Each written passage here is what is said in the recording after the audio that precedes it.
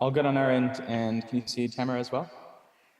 We see her minimized, yes. Can we have them both next to? Is that the problem? Are you going to be speaking one after the other? Because the problem seems to be with laterally setting you up. So if you're going to be taking turns, maybe we can minimize and maximize. We are going to be taking turns. Okay. But my guess is that if we can set it to the way where whoever's talking is maximized, then, wow, there's a lot of echo. Then it can just switch for us, or I can take care of pinning Tamara or me, depending on who's talking. Okay. How are Sam and Luna? Oh, they're good. They're lovely.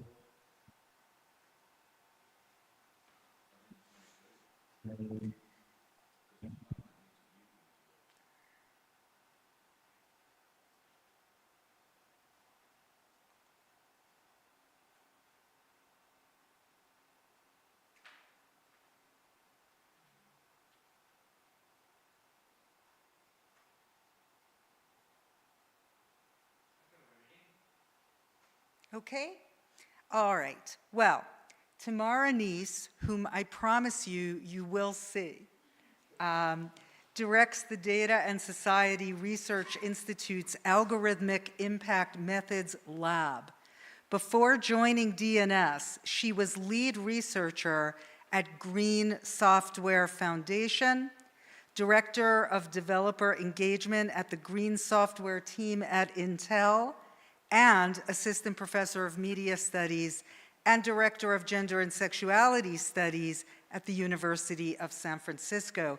She is a visiting scholar at UC Berkeley Center for Science, Technology, Medicine, and Society, and a faculty member in the Master in Design for Responsible AI program at ELISAVA in Barcelona. She is the author of Death Glitch: How Techno-Solutionism Fails Us in This Life and Beyond, Yale 2023, and the co-editor of The New Death: Mortality and Death Care in the 21st Century. That's 2022. She holds a PhD in Media Culture and Communication from NYU.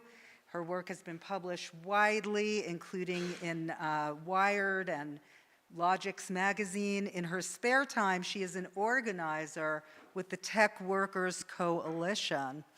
And I also must add that it is 6 a.m.-ish for Tamara, so we should be very grateful to her for rising with the roosters or whomever out there on the Pacific Coast.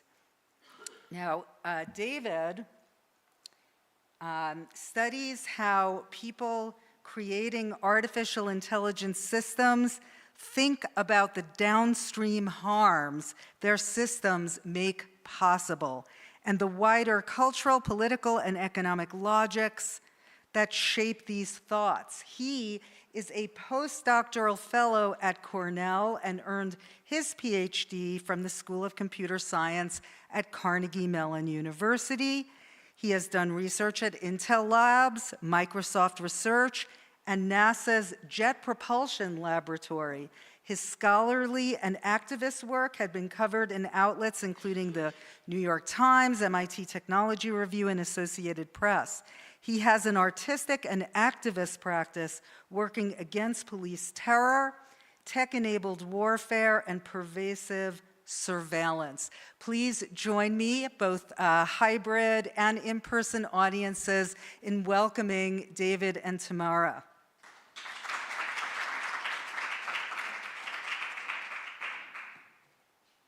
Howdy, folks. Can y'all hear me okay? Yep, I assume no word is good news.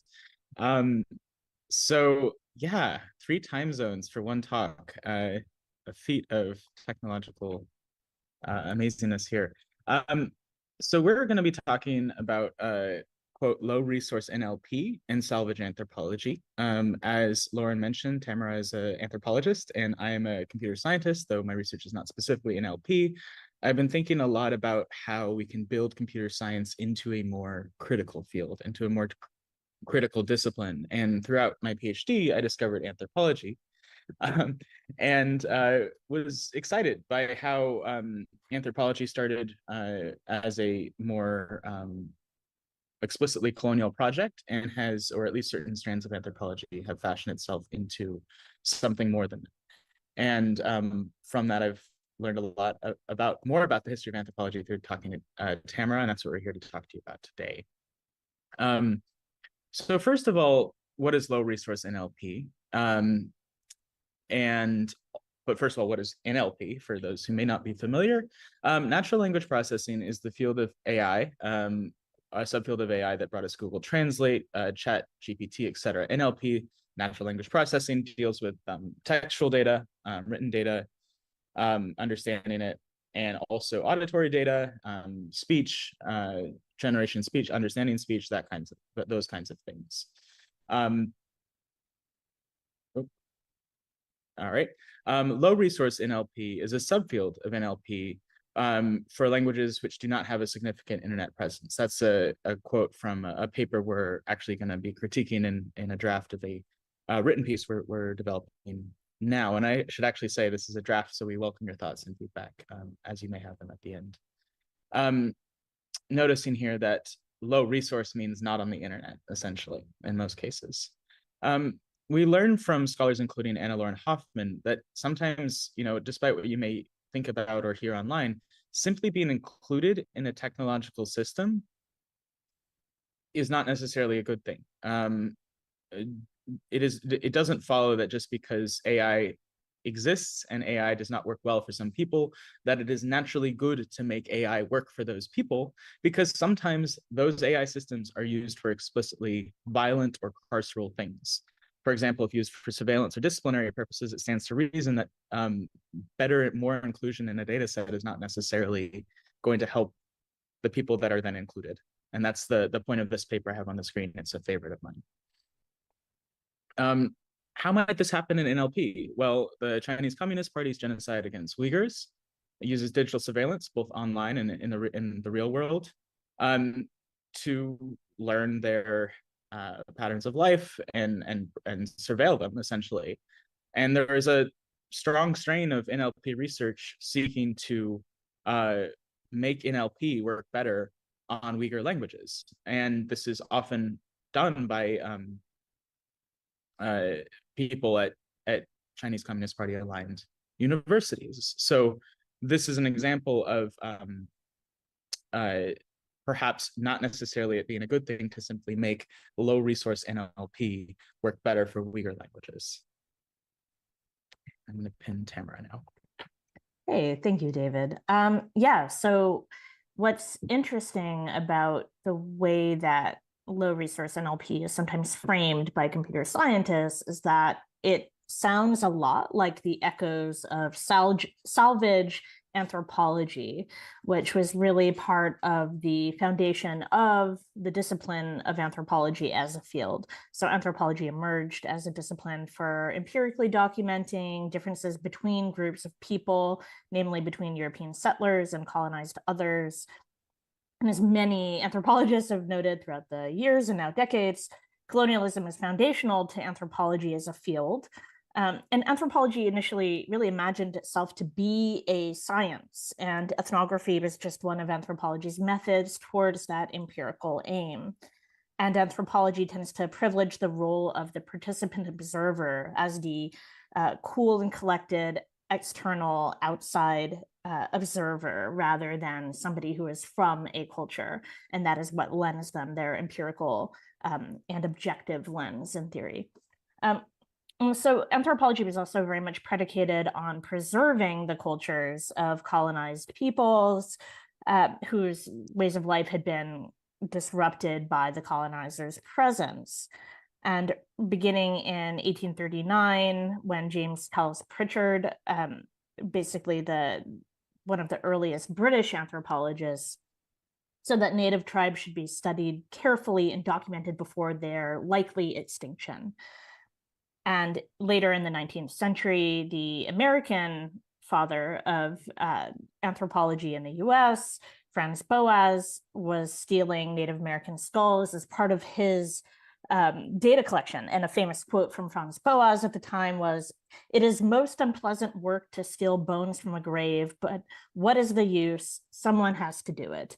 And so there's this sense that, anthropologists are doing this incredibly dirty, depraved work in many ways, but they are doing it for a greater social good, they imagine, because they are helping these poor colonized others preserve what little is left of their cultures. And so the entire, but at the time, they thought that this was quite progressive and that they were doing a good thing.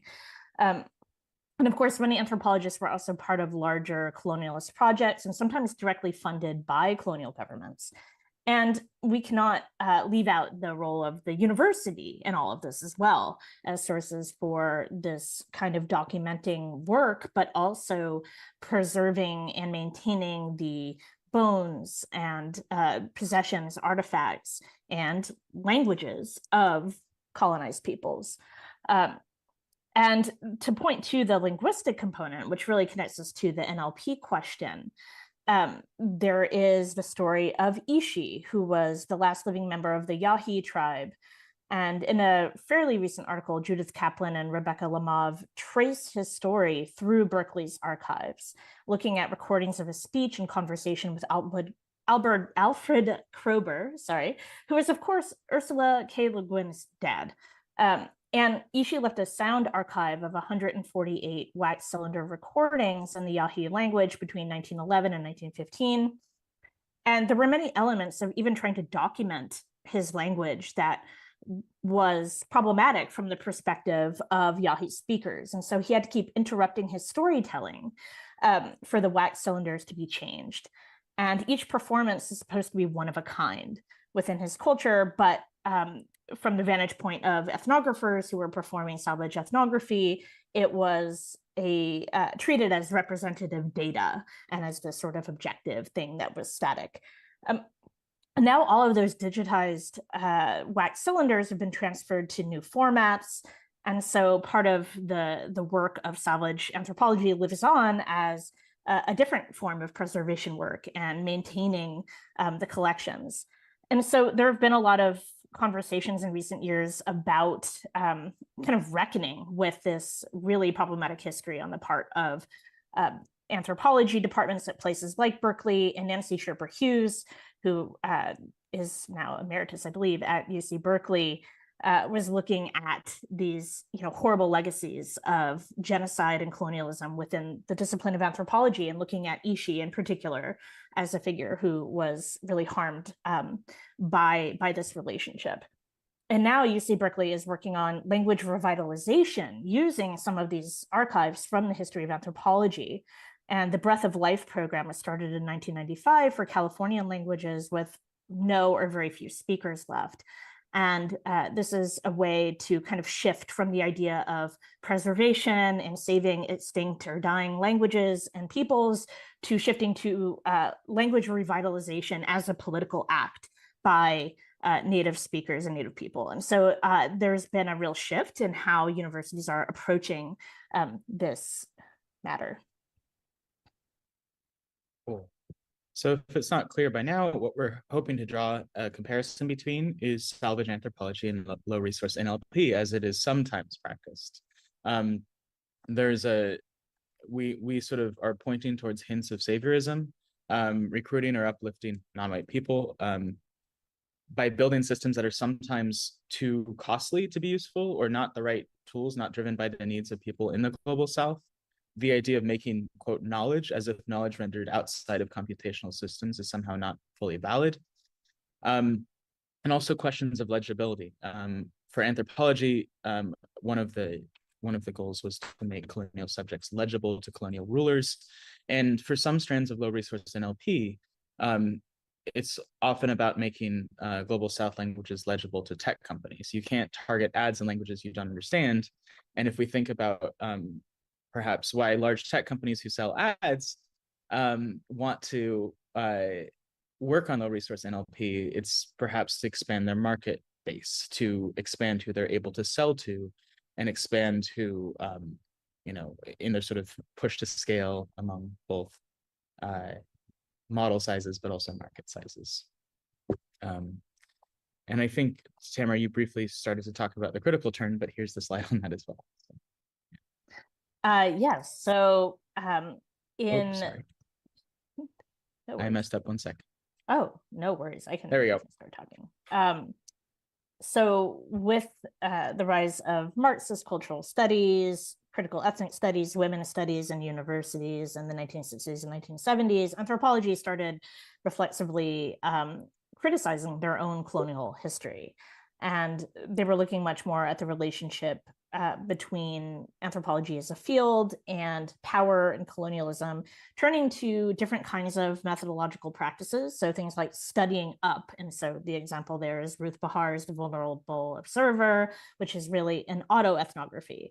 And the idea of taking a more STS approach. So the idea that we're going to study physicists in a lab and unpack their cultural perspectives is something that emerges from this critical turn in anthropology. And it's important to note that many of the problematic power dynamics that were part of the history of anthropology as a field are still very much entrenched in the contemporary university. So there have been recent scandals about universities like Harvard still holding the physical remains of indigenous people and refusing to give them back as part of repatriation. And just a few months ago, there was a scandal about the child victims of the MOVE bombing. Their remains being held in the home of professors who are associated with the museum at UPenn. And so this is to say that, the critical turn does not necessarily change some of the power dynamics and structures that are endemic to the field. But, and so this is part of the reason why we can't just take ethnographic or social scientific methods and apply them to technology, to computer science, and expect that to turn into ethics. And so really having a power analysis and how we're thinking about including socio-technical perspectives and expertise. And so I do point to this, of course, because in part of my work at Data and Society, I've been the co-author on policy briefs about how to bring socio-technical perspectives, including people with social science or humanities backgrounds, into government jobs when we're talking about AI policy and regulation, or encouraging tech companies to hire people who are not just data scientists when it comes to ensuring that responsible AI is a real thing.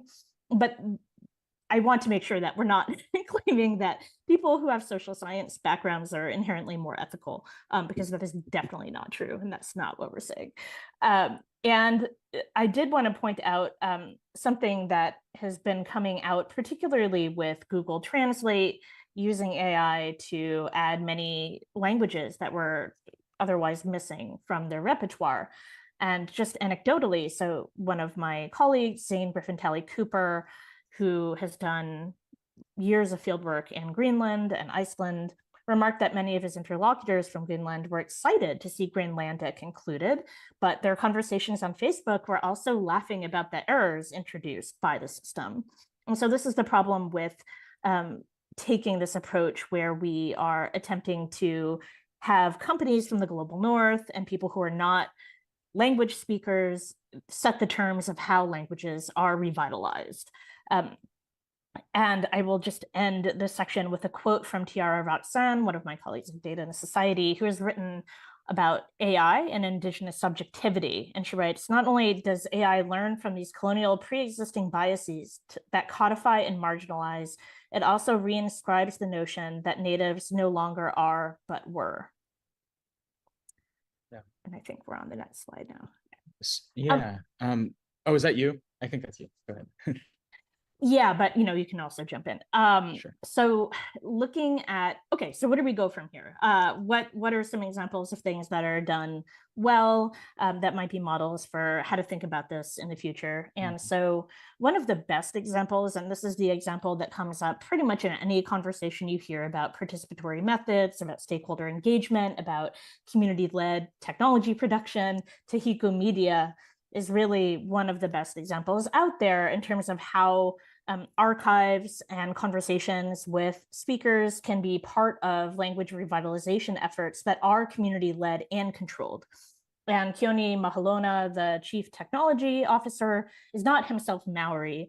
He is Hawaiian, though, and he has talked about the fact that his grandfather was not allowed to speak Hawaiian in school. And so bringing a strong Indigenous perspective to how this work is done and to questions of data sovereignty is incredibly important.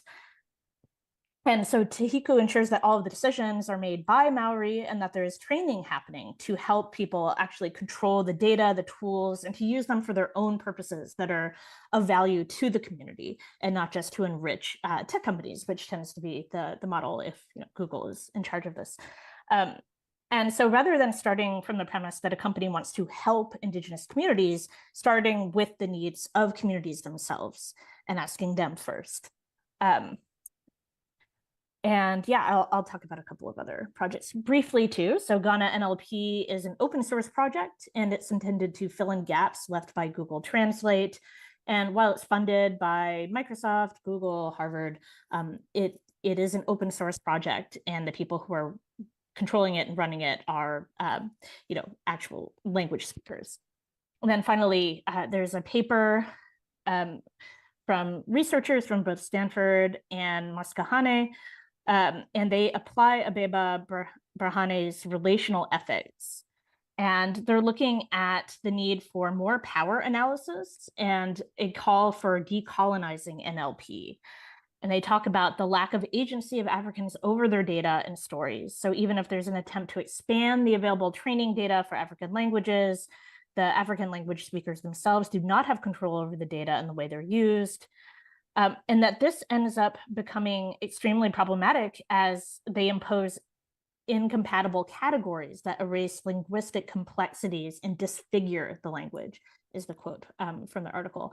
And I think this is also very powerful to note how, and actually something that Keone has also mentioned is that one problem with some of the tech companies' attempts at revitalizing Maori is that they tend to have incorrect pronunciation, which then gets taken up and disseminated, and unfortunately can influence the way that people are and researchers are understanding the language when that is not accurate from the perspective of language speakers. And so the point is that this work can be done. It has to be done in many ways, but it has to be done right. And to think about this work within the context of larger histories of extraction and privileging the needs of communities. So what are the labor conditions involved with language revitalization?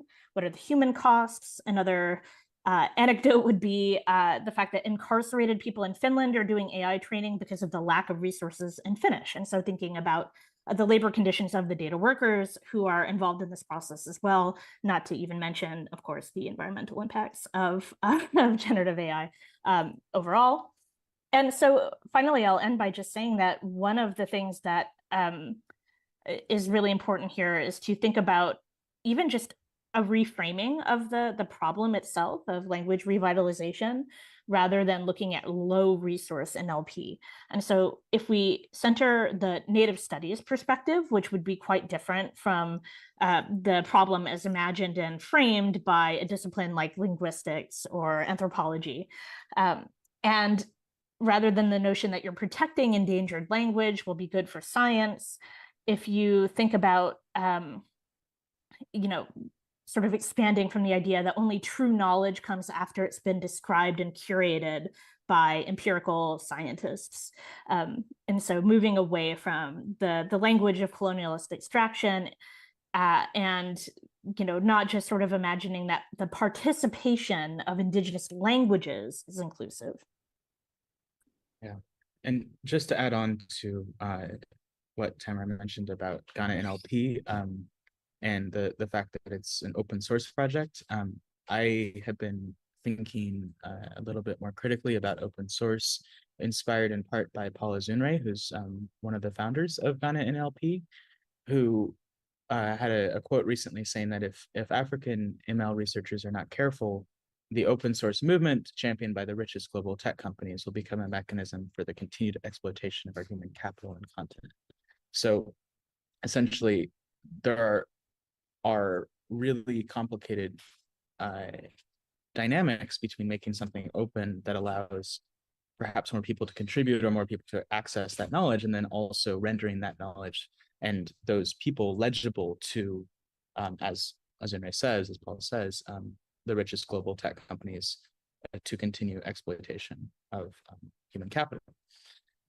Now, the two examples we draw from, salvage anthropology and low resource NLP, are we're sort of using as smaller examples of larger fields. So anthropology larger, and also computer science larger, the larger field of computer science. So here are some ideas of how, and some actual real examples of how low resource NLP can be reframed or rethought. And now thinking more about what computer science can learn from more critical approaches to anthropology and related fields, as Tamara mentioned. So as she mentioned as well, like, don't lionize social sciences, which has demons too. The history of anthropology, I mean, this is a folly I made actually earlier on, where I was, computer science is bad. Anthropology has it all figured out, and I just need to read a bunch of anthropology and it'll all be good. And I quickly learned that that's not how that works. So I think, as Tamara mentioned, there's a lot of impulse to make something interdisciplinary and then therefore make it ethical, as if that's just a natural follow-on from the first, and that's not the case. But there are things computer science can learn from the history and the errors of anthropology. The first is thinking about critical histories. Critical histories can reveal how systems are political. For example, we highlight here Meredith Whittaker's history of the father of the computer, Charles Babbage, who shows how the computer itself, and Babbage's computer in particular, was used in plantations as sort of ways to discipline labor on plantations. And I think a greater awareness as computer scientists of our field's history and its intertwinements with carceral and labor disciplining policies and regimes will help us become a little bit more careful about how what we invent today will be used in the future, or at least think more critically about it. Also is reflexivity, building self-reflection on methods and goals into the field. So asking the why question is how I like to explain this to computer scientists.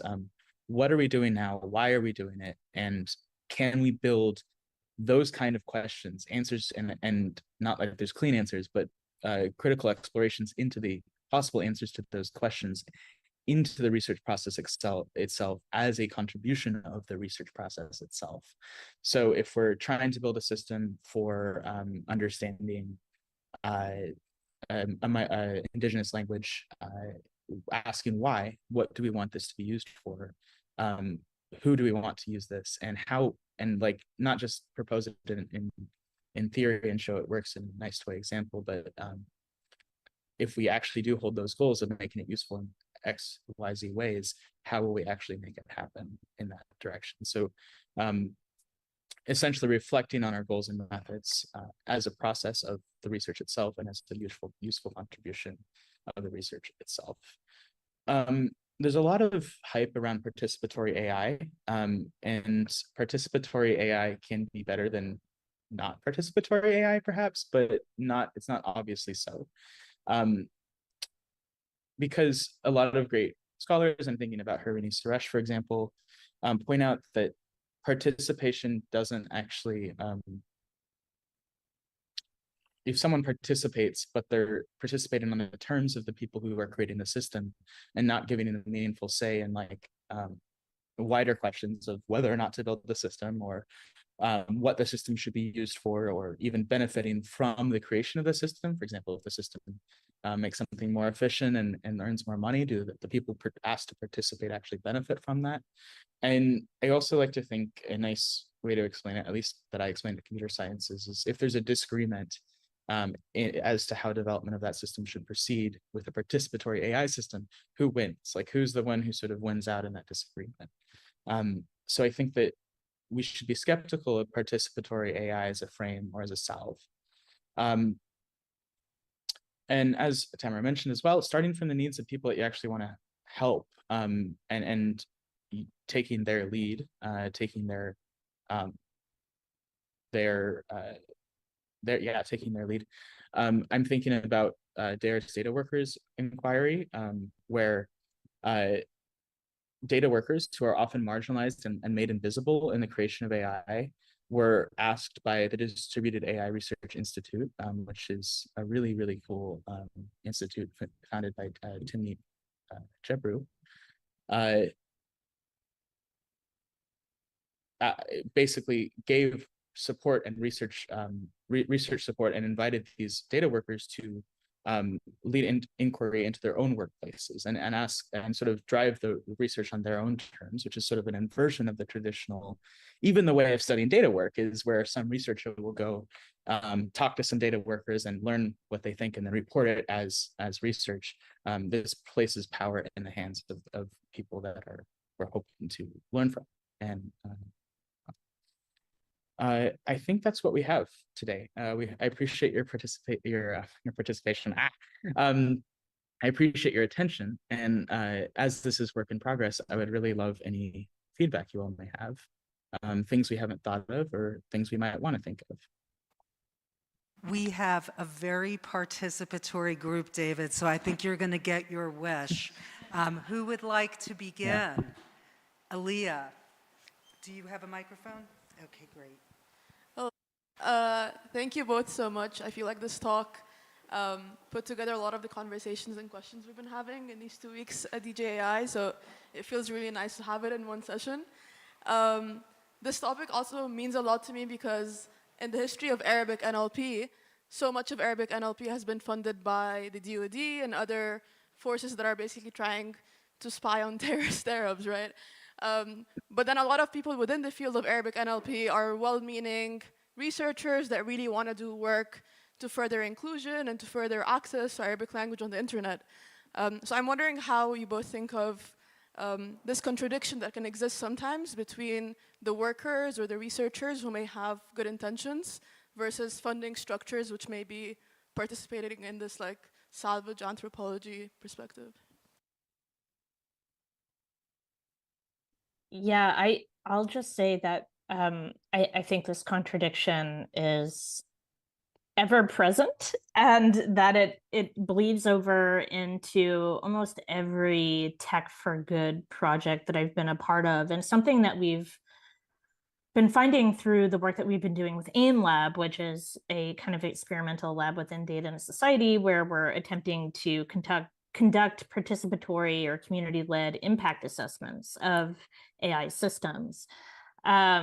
What we feel complicit, right? And basically any time we're engaged with anyone who is a developer, who's a designer, even when they have the best of intentions, the capacity for harm, the relationship to funding structures, it is really hard to disentangle. And so increasingly, we want to flip the entire model of the work that we're doing and basically only agree to do work that is from the perspective of workers, that is a more adversarial approach to algorithmic impact assessment, looking at algorithmic wage discrimination through gig workers, doing work much more aligned with the kinds of projects that DARE is doing with data workers inquiry. And that's been true, I think, for many of us at AIM Lab for a while. But I think it is so difficult to be an individual researcher who's trying to do the right thing. David has done a lot of great work too on the relationship between responsible AI workers and the ways that they feel really constrained within their different work environments. And I'll let David speak to that, of course. But I think this is something that happens on a funding level, and it also definitely has to do with workplace hierarchies and workflows and all of the organizational structures that individuals might be up against.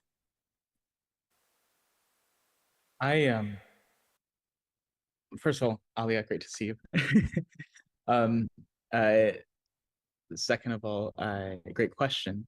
A quick anecdote. I have a lot of thoughts, so hopefully they come out in some useful order. But I have attended exactly one anthropology conference, and I was amazed how many, what fraction of the people attending were from the DoD. So I think these forces continue to remain both in, in the NLP for Arabic question, DoD funding for that, but also still in anthropology. And actually, to Ushnish Sengupta's point in the chat, I hope it was clear we're not trying to say that anthropology is now pure, just that there's useful ways that anthropology has sought to reconcile with some of its dark parts of its past. Not all of it, not altogether, that we might still learn from though. So yeah, a lot of my research, and as Lauren mentioned in my intro, I've interned at Microsoft, Intel, and NASA, all companies that have very problematic entwinements with either, well, in most cases, all of the Department of Defense, as well as neo-tech colonial dynamics more broadly. And I have not always been able to personally work with those contradictions well. In fact, I didn't even think of them as contradictions at first.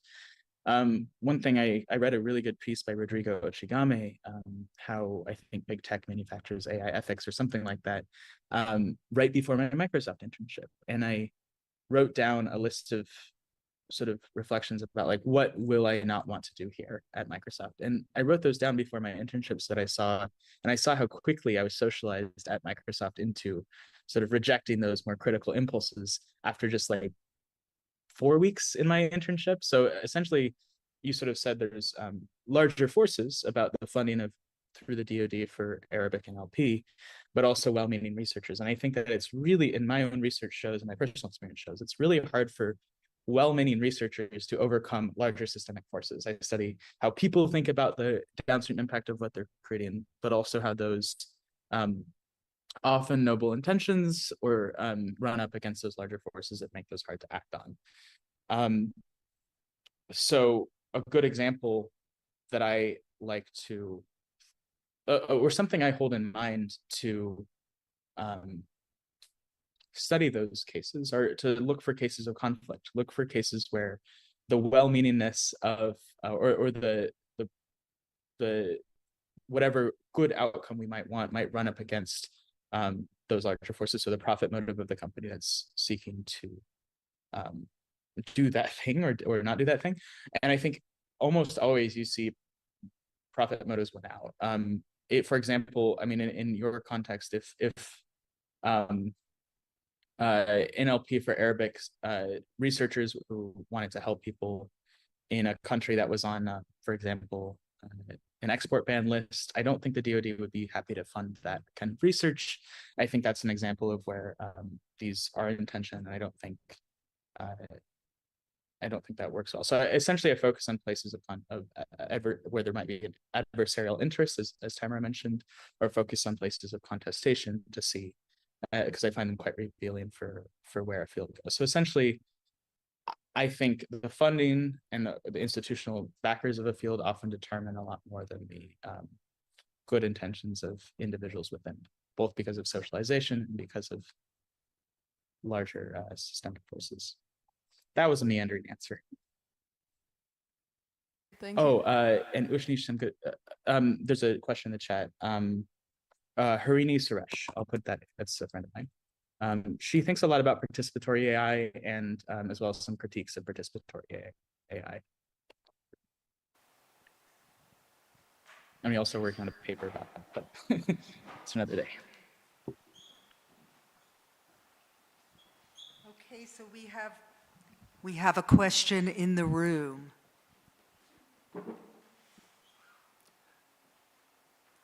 So I really like the fact that these other social sciences have kind of grappled with their history of colonialism is a, sort of inspiring model for some of the critique that computer scientists can do. I want to kind of maybe open and ask if there's sort of things sort of beyond salvage anthropology that might be relevant in this. And I don't really, have no experience with anthropology, but, when you think of low resource languages, you're not mostly thinking about endangered languages. You're mostly thinking of languages with, huge numbers of just marginalized speakers. And you know, there's certainly a colonialist kind of discourse around the kind of advantages that language technology might, you know, sort of bring on education and development and, you know, sort of democratic participation, which has a kind of, you know, sort of, you know, very paternalistic kind of overtones to it, potentially. Sort of one of the things that we're looking to sort of counter here. And so I was just wondering if, you know, in the kind of other models from anthropology, or maybe economics is a better place, there's a kind of grappling with that, the kind of doing the studies around empowering marginalized people in the global south that steps back from the kind of paternalistic, colonializing, like kind of scientific approach, and whether those kinds of things could also be a potential model for computer scientists.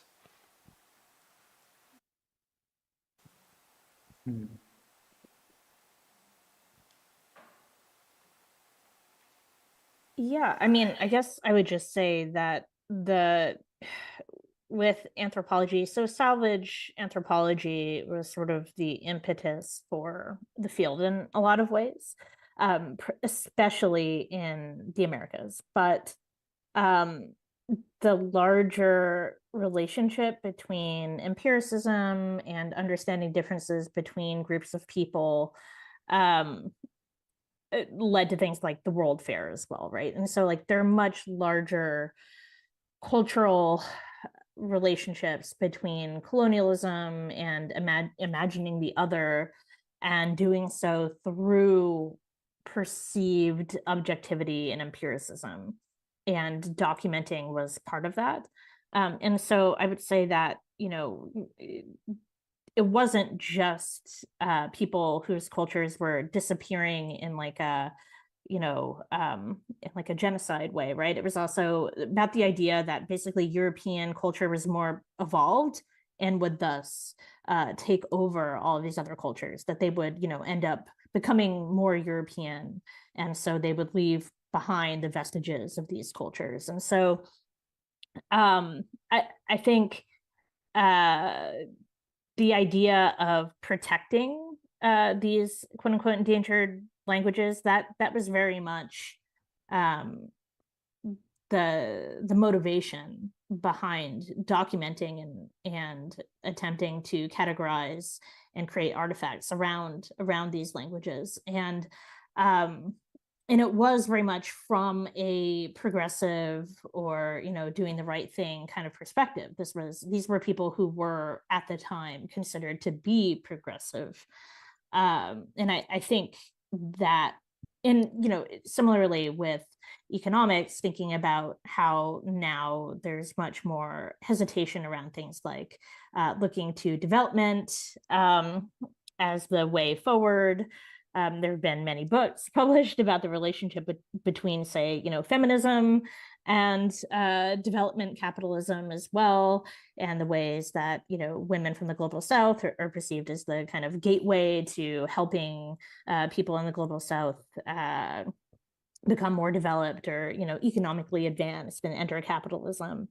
But I would say that we continue to see the same patterns emerge again and again. So examples like thinking, especially during the blockchain period, the crypto hype, right? Like the idea that access to Bitcoin and other cryptocurrencies would enable more participation from people in the majority world, people who did not have access to other forms of currency. And this idea of financial inclusion through the technology is you know, a kind of paternalism that seems to reverberate from a lot of these older histories that we saw in not just anthropology, but also in fields like economics. So I think, you know, the problem is still very much there, even if even if the circumstances have changed and the technology and the framing of the technology has changed. But I'm not really sure, in terms of the history of anthropology, there are certainly other branches of anthropology. It's a huge field. And so thinking about differences between archaeology, but of course, archaeology has also traditionally been used as a tool of colonialism and genocide as well. And so I think, we can look to almost any academic discipline and find things that are problematic just because, of course, the university is part of this larger power structure. But I need to go soon. So David, I might let you take over. Sounds good. Yeah. Again, 3 time zones, and I have cats to take care of, but Tamara has actual little humans to take care of. So see you later. Great question. I know very little about the history of, for example, the example you gave, economics. But one thing I've been thinking a lot about lately is the idea of epistemic power. A lot of these fields, sociology and economics, perhaps examples, think of, or sort of were founded to, how do we build a better society? How do we design a better society? And therefore privileging the kind of knowledge that originates from within academic disciplines as the right kind of knowledge that is the powerful knowledge to then design society better from. And I think we're seeing a similar continuance of these hierarchies of epistemic power in AI as well. I have a paper recently at FACT, which I'll get to in a second because I see a question in the chat, about the idea of epistemic power in AI ethics, and essentially arguing that AI ethics is sort of seen as delegitimate, or sorry, mangling my words here, as less legitimate than AI, or is sort of AI ethics as a topic is marginalized within AI spaces because it's the squishy stuff. It's the stuff you assign to interns. And so AI ethics is sought to legitimize itself by turning itself into a subfield of AI, a quantitative subfield or a quantitative discipline as a subfield of AI. And that's worked to some extent. That has helped AI ethics be seen as a valid scholarly contribution, but then it's sort of therefore marginalized the sort of epistemic practices of people who might have faced harm from AI. Sort of it pushes the need for translation work to occur by those harmed to then translate it into the language that is legitimate versus seeking to legitimize the epistemic terms of for example, the original concern around the AI system. The example I give in the paper is a woman on a development team, a Black woman, seeing that the VR system her team is developing projects white hands over her Black hands, and that experience in and of itself is not enough to convince her team to act on it. It's not translated into a legitimate knowledge claim within that sphere. And so I think that here we might be, the warning in the paper is essentially to, if we're trying to get more critical ideas to be accepted within our field, there's one way we can go, which is the way we've largely gone, which is translate these critical ideas into the sort of dominant languages and dominant epistemic terms of the field. But that then loses something, because then that labor of translation and some of the fidelity is borne by the people who are not top of the epistemic power hierarchy. Now, I notice a related question in the chat. Ushnish asked, every field has a critical subfield. Some are formalized as critical management studies or heterodox economics. Do formal critical AI studies or critical code studies have a place in ACM, which is the ostensibly international computer science governing organization, or IEEE, which is related or similar, and other existing structures currently set the disciplinary canon? And I would say largely no. I think I just mentioned ACM's FACT, which is kind of the place where that happens within the ACM, at least. FACT stands for Fair, Accountable, Transparent, and it originated as a conference trying to build fair, accountable, transparent machine learning systems. And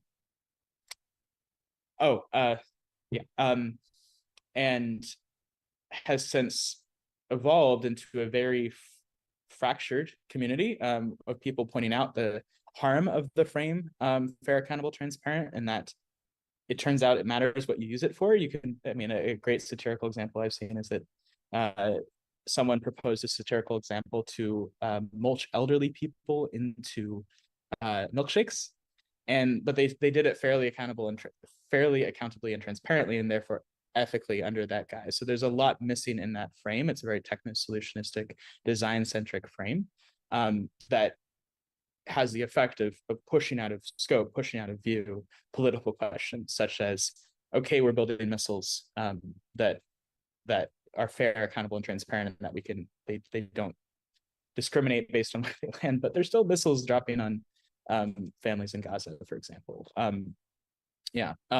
So I would say it's an ongoing fight. And actually, I've talked with a lot of folks recently about the value of creating alternative spaces versus the value of trying to push those critical conversations into the mainstream spaces. And I personally, my own interest is in making computer science as a field more critical. And therefore, I kind of don't want other spaces for what I'm saying to exist as much. I want to push critical conversations into the mainstream rather than have them cloistered off in a separate space, because I want to be able to address the field at large rather than have essentially the critical conversations be marginalized in a way that may not actually filter back into the main field. And yeah, Nina, oh sorry, there's a useful thing in the chat too.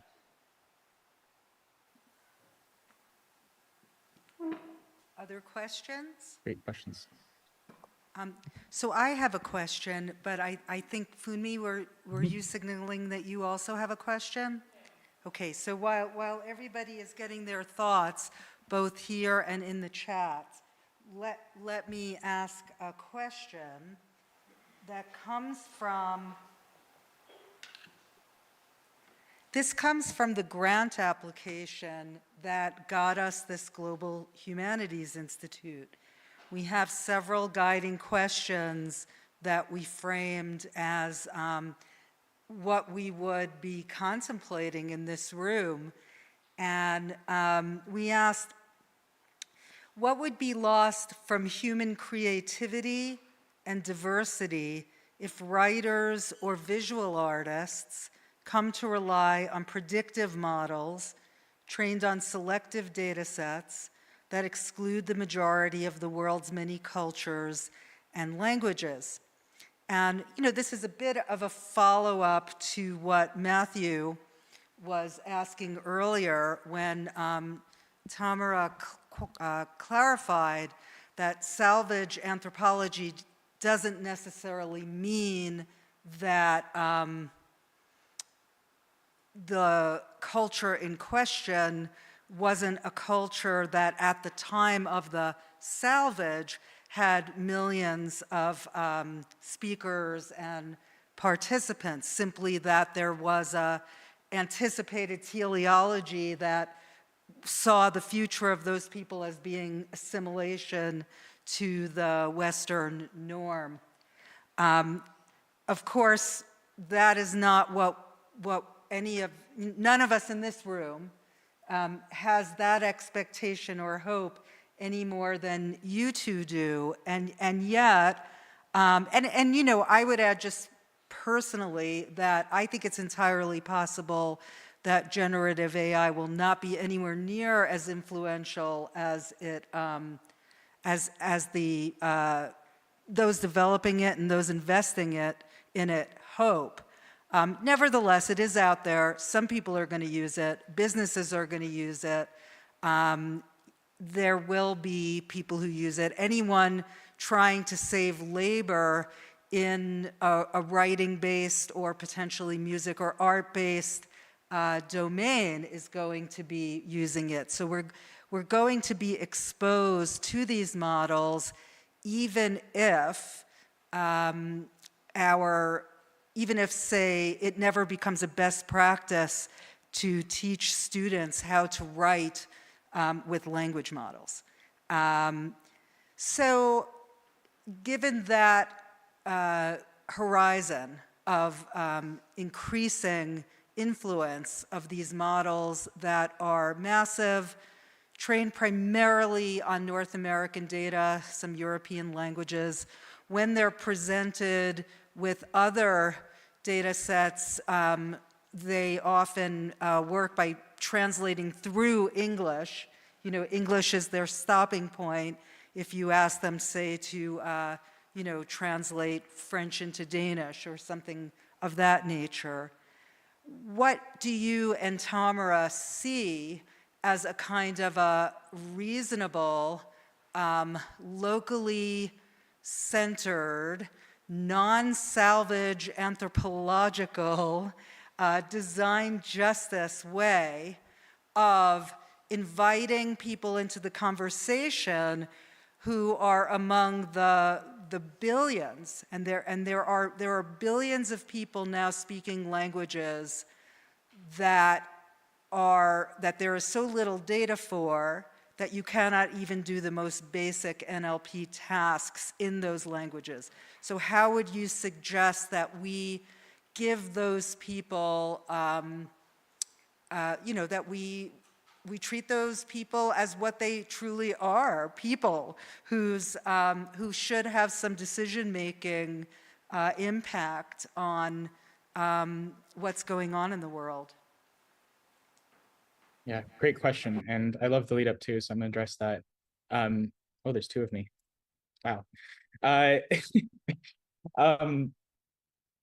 First of all, everyone remember the blockchain Lauren mentioned? I'm sure we all are on the blockchain now, right?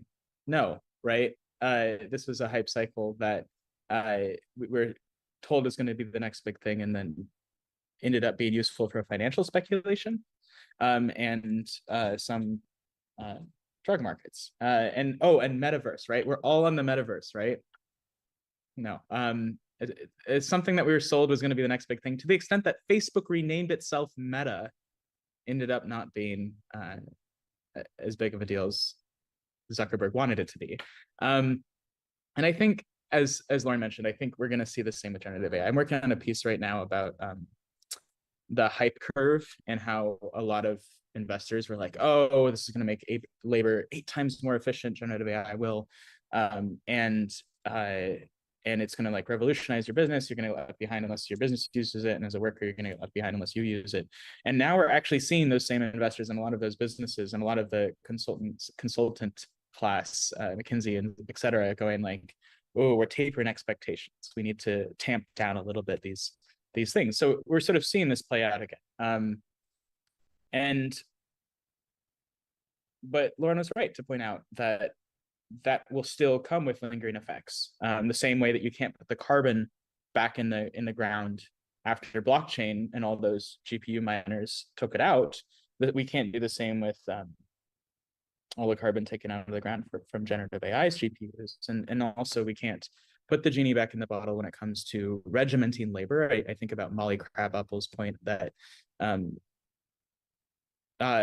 generative AI will not replace high art. It will not. People will still want pictures that people paint, but it will maybe replace and therefore replace like graphic design, which Molly positions as sort of the lower rung of from high art and low art, and therefore then regiment labor, essentially give labor less power in the negotiation between, in this case, the graphic designer workers and the commissioning, the people who commission that labor in publishing houses, for example. And you asked what will we lost in creativity if we rely on AI. The way I like to explain this to folks is that if this is what generative AI was trained on, generative AI can be good at creating things that are somewhere in the circle, right? And some of those can be new. Like no one has thought to make art that is exactly this point in this circle, right? But it's not going to be out of domain. It's not going to be like a new genre of music, I don't think. At least not a new sort of paradigm in the way we think of, like, I give the example of the stream of consciousness novel that exists now, but if it didn't, I don't think generative AI would have invented it. And that the same goes for where the circle's trained from geographically. If it's trained from mostly Eurocentric art or writing, it's going to generate things that are mostly that, at least by default. And even if you then do add like what is a Maori thing, it's often in caricatures of that art rather than having enough training data to actually make something that is meaningfully representative. And even if it was meaningfully represented, for example, of Maori art, you have to ask what's that's doing to Maori artists. So I think it then boils down to resources. And now the latter part of your question, what would locally centered non-salvage anthropology ish things look like for an LP? And personally, I don't think that's either for Tamara or I to say. We are trying to address researchers working in the global north with this work to say, if you're trying to do low resource NLP from an unexamined assumption that it will therefore, because AI is good and because AI doesn't work well for people in the global south, it is therefore good to make AI work. If that's all there is going on in your equation, there's something missing. And what I hope to spur here is a question about shifting resources. And those are both who is given the funds and who is given the GPU space or whatever to build. Is it people in global north universities making something they assume will obviously help people over there? Or is it, no, here are some resources we have and we'll give them to you to build something you need? And that is the model we're trying to lift up here. And also epistemic resources, whose knowledge counts as real knowledge. I'm trying to shift that as well. So I'm not sure that we're not trying to put forward a model, but we're trying to highlight other models and point out how those seem to differ and seem to offer a path forward among those dimensions. Thank you so much. That was a great answer. We have Wes Taylor. Was there someone before? I don't know. I don't think so. So I have I guess a question around, well, I'm fixating on one of your points around alternative spaces as opposed to like creating alternative spaces as opposed to being in mainstream. And then how and one pushback around that, and I think is relevant to the fields that I think you're studying or, you're concerned with, I would say anthropology, archaeology, and things like that, is this idea of the gaze, right? Or dominant gazes on people and their bodies, right? And I think the importance of creating alternative spaces, and I think some of the solutions or some of the answers that we're looking for, I think emerge outside of that dominant gaze or this idea of validation from mainstream or feeling observed by the mainstream. So like these same harms that are like brought about when we talk about anthropology and how this observational eye has been so, I don't know, influential to some of these biases or some of these practices. So like, I guess my push, like, how do you factor in like gazes and things like that when you start to talk about spaces where people can convene or deal with these answers or these solutions? That's a really good point. Sorry, your name was Wes? Yeah. Great point. So I want to be clear that what I was saying there was, this is my own project. Like, this is what I think I want to do in the world. Not that these alternative spaces shouldn't exist. And to clarify where I think you're kind of pointing there is, I show up in a mainstream computer science conference and no one questions me as a computer scientist. I present as what a lot of people sort of unquestionably think as a computer scientist, and that is a form of power. And so I want to address. I want my critique to be targeted at and useful to larger computer science spaces, but also, as you point out, that asking my friend who who might be questioned as a computer scientist in those mainstream spaces, not a white dude, to show up and not create those alternative spaces can itself be violent, right? Can itself be laborsome, very difficult to have continually have your authority or not even authority, like your sort of validity in that space questioned.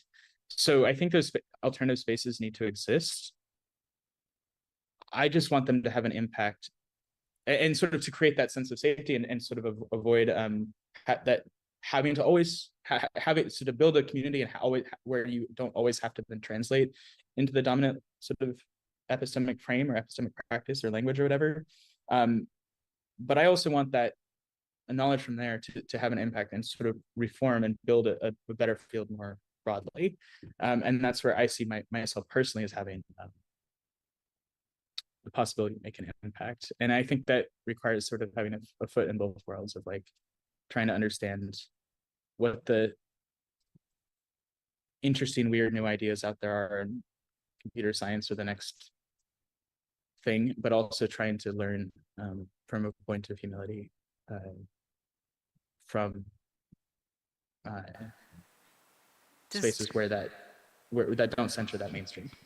Tamara, do you want to add anything to this question of alternative spaces? Otherwise, I'll read something from the chat. Tamara, I think, had to go feed her kid. I must have seen a different time. That is a design justice activity, if ever there was one. Okay, thank you. So from Nina Markle, she says this is a comment, not a question. Critical work is constantly being shoved aside in the computer science discipline.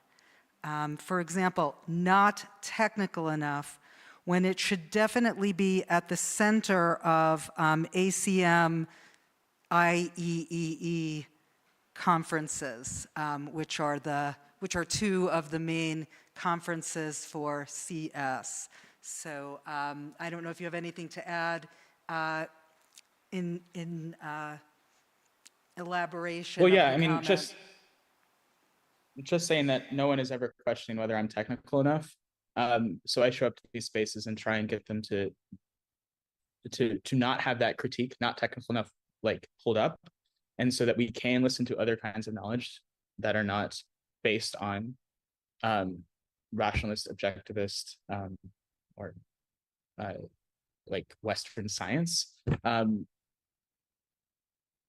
But I also think that sometimes asking everyone to exist in those spaces where that critique will be thrown around is not always good. Yeah, Femi. Oh, sorry.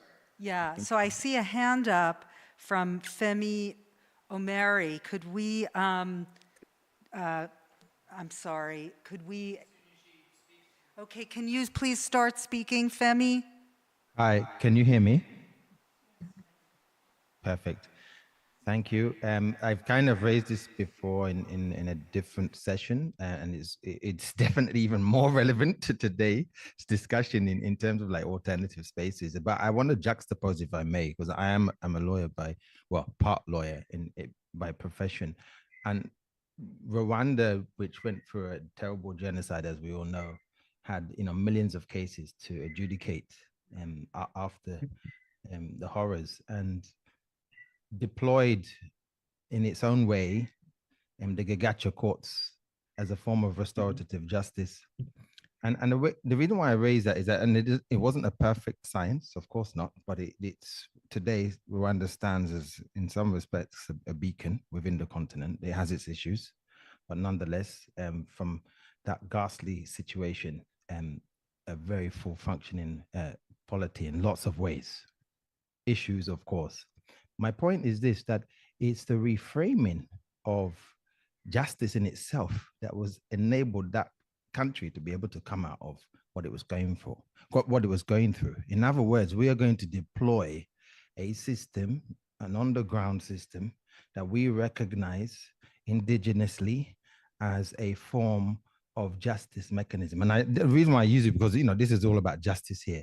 And I still find that we seem locked in this whole narrative of AI, and I don't know why. I know it's semantics, but it seems we actually have to take the bull by the horns and change the dynamic. And I speak not as an academic, because this is, I think, largely an academic forum, and you guys play such a pivotal role in creating that narrative, and that underpins what people, you know, the lay people on the other side start kind of churning out. So it's a challenge to many of you, if I may put it in that way, whereby let's change that narrative. Why is this? Why are we focusing on something artificial when we clearly don't want something artificial? We want something that represents who we are as as humans. We want the best of human spirit. So can we not actually start on that premise, even in the naming of this thing, and develop it in a way that, you know, when we talk about this thing at these conferences, we reject the artificiality about, we reject it. Yeah. Let's build something human, complementary. Exactly. And I think that you're right to point out that we ought to be attentive to the language we use. Artificial intelligence, the name of the field, the literal words artificial intelligence, was essentially founded, I'm going to slightly butcher this history, but because there was a power contest way back when in like the 60s or something, and one researcher wanted to own the field versus cybernetics, I think was the competing term or something. And so that was an attempt to beat his colleague, or to like have power in that space. And so somehow that term has stuck. And Lucy Suchman has a really good piece, a short piece in Big Data and Society about challenging the uncontroversial thingness of AI. AI is not a stable category, and we shouldn't treat it as such, even in the way we talk, even in the way we talk in critical spaces, because it sort of then carries more water for that kind of, for what the language artificial intelligence represents. And one way that I like to push back is pointing out that artificial intelligence is neither artificial nor intelligent. It is it is built on human labor, human creativity. It is therefore not artificial. It is a word salad soup trained on human creativity and labor and data. So it's very human in that way. That's not to dismiss its power. It can create something that, if I haven't had too much coffee, I will believe is written by a human. And it also can be used for useful things in some contexts. Intelligence is also difficult too, because we don't even agree as a scientific or wider community what intelligence means for humans. So ascribing intelligence to a machine is very concerning to me. I also would point out that, like, we think about IQ tests. I've actually done some work thinking for a side project about disability, about the sort of eugenic movement was a progressive movement at some point trying to move the human race forward, and using eugenics to do that, and trying to measure intelligence and select for certain beneficial traits and not others. And I think that the history of measuring intelligence is from that vein. And what it doesn't do is it doesn't acknowledge that there's different kinds of intelligence, and that intelligence that's like a kind of intelligence that's meaningful to the scientific community might not be a kind of intelligence that's meaningful to many other communities in the world, and therefore then may tacitly prescribe a hegemonic view of what intelligence is to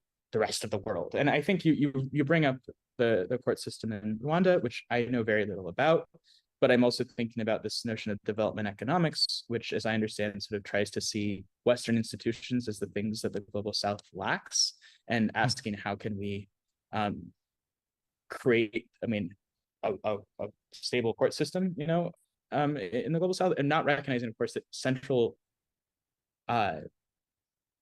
tenets such of intelligence and justice mean radically different things depending on who you are centering, and therefore assuming that there's a univariate, stable, and obviously correct notion of justice, intelligence, you name it, ends up doing a lot of epistemic violence and real violence, turns out, when those institutions have effects in the world. Time for one last question. Oh, no, okay, two last questions. Let me ask Funmi and Berhan to ask the questions one after another so that we'll get them out. Funmi, will you begin, please? Yeah, thank you. Feminist take is sort of it has forced my hand to express the reservation that I thought I might as well just like swallow and just keep it in. And it's about salvage anthropology. Not necessarily the reservation about the concept itself, but about the so-called dilemma of humanity and artificiality in relation to AI. Sometimes when maybe we is too much of a generalization. When I'll pacify it just to make it feel less as if I'm attacking anyone. When artificial intelligence is attacked conceptually, sometimes I wonder if we think human intelligence or humanism, humanity, human anything is better as a terminology or is any better than its artificiality. Because going by what we know of even humanism as a concept, it is very fraught with a lot of flaws. To be human in itself is not just to be a sentient, thinking, living, all of that sort of attribute. It's also to be full of bullshit. And it's intrinsically to be full of bullshit. So if humanity or humanness is in itself inherently non-ethical, ethical on one hand, non-ethical on the other hand, just like in a constant state of flux here and there, then the quality of artificiality itself is not one thing. It's not either. Neither is it all. Yeah. It can be many things together. And if human intelligence itself is flawed, then we can assume that the quality of being flawsome, AI, I'm saying, is not exactly surprising. So this brings me to the idea of trying to understand AI through such humanistic concept as salvage anthropology. Does it necessarily quell the problem? I would like to go back to the anti-clockwise ways of perception that Irina brought to the table today. I don't know if you had that conversation, but I don't think you were. But the point then being, if such concept as salvage anthropology is coming from a field from human anthropology that has itself been very problematic, does that not add another layer of problem to an already mounting row of challenge? Why not study artificiality in its own right and just accept it for what it is? Okay, that's a really interesting question. Let's hear Berhan's question. My thought is not yet fully formed, and we don't always have to be super articulate. So I'm gonna tell you what I'm thinking about. Fumi's point, Femi's point on sort of what justice is. Like, we live in a world where, for instance, Tony Blair, Bush, and Netanyahu are not war criminals, but many other people that shouldn't be are seen to be war criminals, right? The idea that, we want to be included in, for instance, black people should be included in facial recognition technology. We've been asked many times by China and others to donate our faces so that we can be recognized by the system. The alternative should be true, that we actually don't want to be, you recognize all the white people, it's fine.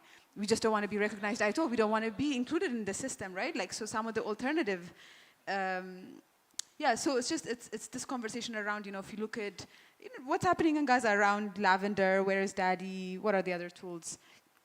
Gospel, right? Like, so when we're talking about, NLPs and, artificial intelligence, as if being included is good, or that the harm is, abstract, is something that I'm feeling challenged with. And, so I don't know. Anyways, that's my general where I am at the moment. Yeah. Go ahead, David. I really appreciate that. If I can do it in reverse order, just that's how my memory is working. Yeah, so I think you're totally right to point out that being included is not a good into itself. If we accept the dominant frame of fair, accountable, transparent as the route to ethical AI, we end up including ensuring that these systems work just as well as on Black people in the US as white people for predictive policing or facial recognition systems, when we know that these institutions have existed long before AI to these as carceral systems and disproportionately done violence to these communities. So you're totally right to point out that inclusion is not a cure, and I think it's much more useful to look at what the systems are used for rather than trying to design them better through some design principle like inclusion or fairness or accountability or transparency. So completely agree. And to your point about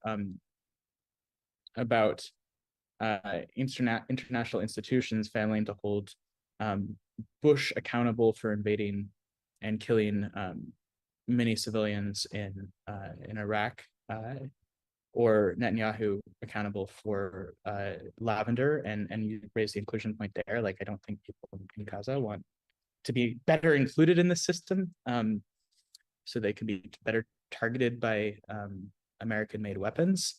Yeah, these logics fall apart pretty quickly, but yet they are powerful, and we have to ask why they hold so much power in our discourse and how we can fix that. So I think it's better to center the uses things are put to, who's using them, why, what are their goals, what are the logics that constrain and inform those goals. And I'd love to hear more about what you're talking about, because I think we're on the same page, and I'd love to learn more from you. And anyone really. I mean, this is a work in progress, so more thoughts and more critical thoughts are certainly welcome. I put my name on the chat. To the first point, and I didn't catch your name, but I really liked it. Is it better to center humanness, given that these humans are the ones doing a bunch of, as you put it, bullshit, and I'd agree, but also violent, terrible things in the world? And I would argue no. I think that's a really good call out here. And I would agree no, because, and actually the way I sort of thought you were going to go there was, there are many species in the world, and humans are one of them. And look what centering humans has done to our world, right? Look what centering the sort of development agenda of humans has done to the natural world. But you took it a different way, which I think is also cool. I think focusing on artificiality is not better. Yeah, so I think that I had a better point there. I'm also not all the way awake. But yeah, the quality of artificiality is not better, and it's also not single. I think that the issue here, though, is that maybe it's easier to convince people you're talking to that humans are full of shit sometimes, and do evil things sometimes. But I think that AI has this veneer of objectivity that is harder then to make that point for. So I think that pointing out that AI is actually human and it's therefore subject to human folly then makes it easier to challenge the singularity or the univocal notion that you were raising as a concern and as a very valid and useful critique in your point. So I tend to go like, it's not artificial, it's human, and not saying that's good, but at least now that we agree it's human, we can use a lot of traditional critiques of humans, of which there are many, to then better understand AI. So great point, and I'd love to hear any other thoughts you have. This has been a wonderful session, David, and I know you're tired because it's early. We're tired because it isn't. So thank you so much for joining us. Audience, hybridly and otherwise, please join me in thanking David and asking him to pass on thanks to Tamara. Thank you all.